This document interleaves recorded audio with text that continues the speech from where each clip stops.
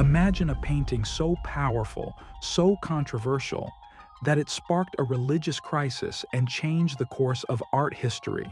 Michelangelo's The Last Judgment isn't just a masterpiece, it's a visual shockwave that's still reverberating through time. This fresco doesn't just depict the end of the world, it forces us to confront the darkness within ourselves. At first glance, The Last Judgment might look like your typical religious scene. You've got Christ in the center, surrounded by saints and angels. Below, you see the dead rising from their graves, but look closer and you'll start to see that something's off. For one thing, this isn't the serene, gentle Jesus we're used to seeing. This Christ is muscular, beardless, and looking pretty angry. He's raised his right hand, not in blessing, but almost like he's about to bring it down in judgment. And those figures around him, they're not calm and orderly like in most paintings of heaven. No, these saints and angels look downright anxious. Some are huddling together, others are gesturing wildly. The bottom half of the painting is where Michelangelo really lets loose with the dark imagery. On the left, we see the dead rising from their graves. Some are helped by angels ascending to heaven.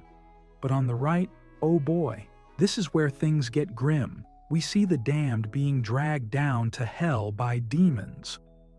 And let me tell you, Michelangelo didn't pull any punches here. These scenes are violent, terrifying, and incredibly detailed. You can see the fear and anguish on the faces of the damned as they realize their fate. One particularly gruesome detail is the figure of Charon, the ferryman of the dead from Greek mythology. He's shown beating the damned souls with an oar to force them off his boat and into hell. It's a startling image, and it's right there on the altar wall of one of the most important chapels in Christendom. So, what's Michelangelo trying to tell us with all this? Well, the message is pretty clear. Sin has consequences, and they're not pretty. This isn't a comforting, "Don't worry, God loves you" kind of painting. This is a shape up or ship out warning.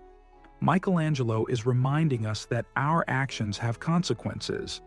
The good and the bad we do in life will be judged, and that judgment will be final and eternal. It's a sobering thought, isn't it? But it's not just about the afterlife. Michelangelo is also commenting on the darker aspects of human nature. The chaos and violence in the painting reflect the turmoil of his own time. Remember, this was painted during a period of great upheaval in the Church, with the Protestant Reformation in full swing. Now, as you might imagine, not everyone was thrilled with Michelangelo's vision. In fact, The Last Judgment caused quite a stir when it was unveiled in 1541. For one thing, there was all that nudity. Michelangelo painted almost all the figures nude, which was a big no-no in religious art at the time. The Pope's Master of Ceremonies, Biagio da Cesena, complained that it was disgraceful to have so many nude figures in a sacred place. He said it was more suited to a public bathhouse than a papal chapel. Michelangelo's response? He painted Biagio's face onto the figure of Minos, judge of the underworld, complete with donkey ears. But the complaints went beyond just the nudity. Some critics thought the whole thing was just too violent and frightening. They argued that a painting in a church should inspire hope and devotion, not terror. The controversy over The Last Judgment didn't end with its unveiling. In fact, it became a major issue during the Counter-Reformation, the Catholic Church's response to the Protestant Reformation. In 1563, the Council of Trent issued decrees about religious art. They said that art in churches should be free from lasciviousness and shouldn't depict anything profane or indecorous. Guess which painting was Exhibit A in this debate? Under pressure from these new guidelines, Pope ordered that the more offensive parts of The Last Judgment be covered up. It's worth noting that many of these modesty coverings were removed during restorations in the 20th century, but some remain. Now, let's take a step back and think about the artist himself. Michelangelo was in his 60s when he painted The Last Judgment. He'd already had a long and illustrious career, but he was also facing his own mortality. Some art historians see The Last Judgment as a reflection of Michelangelo's personal spiritual struggles. The chaos and tension in the painting might represent his own fears and doubts about salvation. There's a figure in the lower right of the painting that's particularly interesting. It's a man with flayed skin, usually identified as Saint Bartholomew. But the face on the skin is thought to be a self-portrait of Michelangelo. It's as if he's offering himself up for judgment, stripped bare before God. Despite all the controversy, or maybe because of it, The Last Judgment had a huge impact on the art world. It broke with so many traditions of religious painting that it sparked a real revolution in how artists approach sacred subjects. For one thing, Michelangelo's use of movement and emotion was groundbreaking.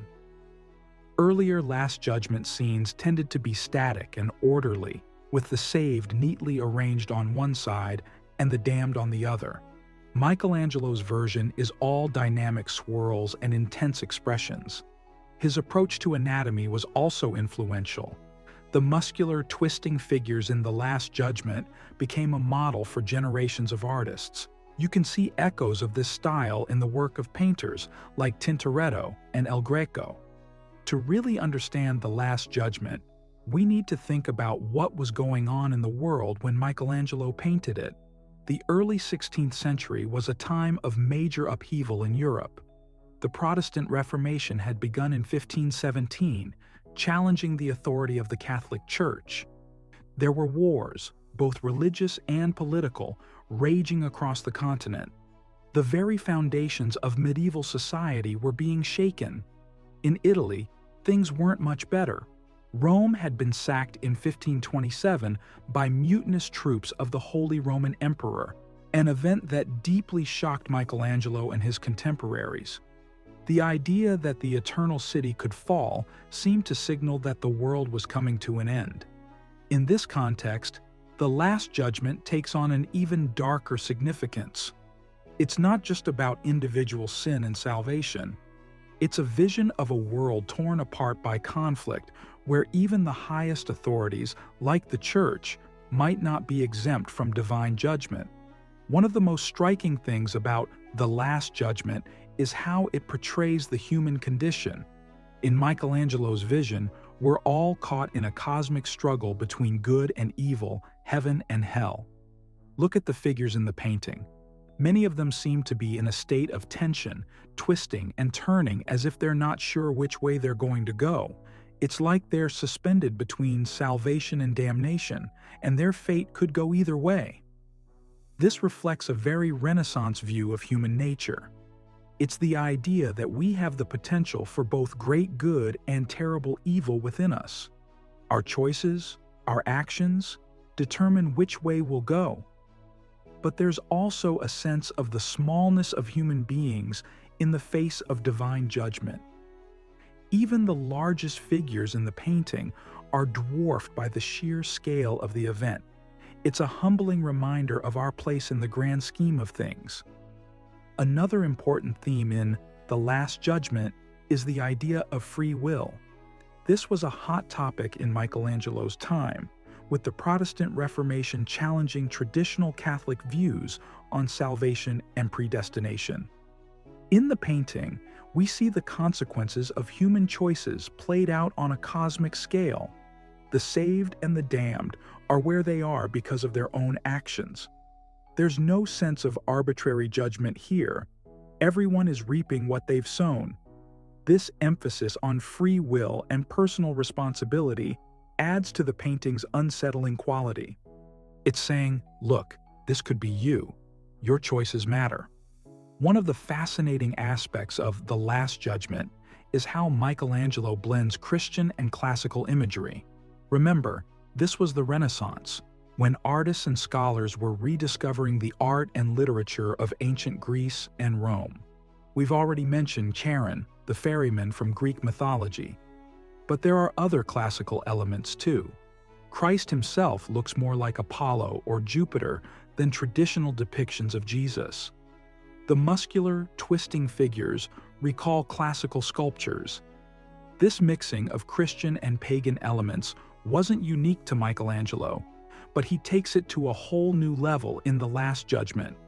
It adds to the painting's complexity and, for some viewers, its unsettling quality. It's as if Michelangelo is saying that this final judgment applies to all of human culture and history, not just the Christian tradition. So, what's the legacy of this controversial masterpiece? Well, for one thing, it changed religious art forever. After The Last Judgment, it was hard to go back to simple, serene depictions of religious scenes. Artists had to grapple with the emotional and psychological depth that Michelangelo had brought to the subject, but its impact goes beyond just art history. The Last Judgment continues to provoke debate and discussion to this day. It raises big questions about morality, free will, and the nature of good and evil. It challenges us to think about our own lives and choices.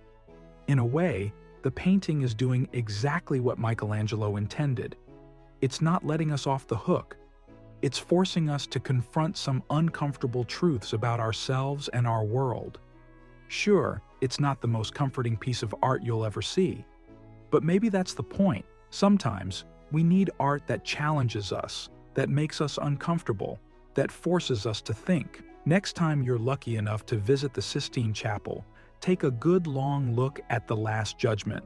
Look past the beauty and the spectacle and try to see the deeper message.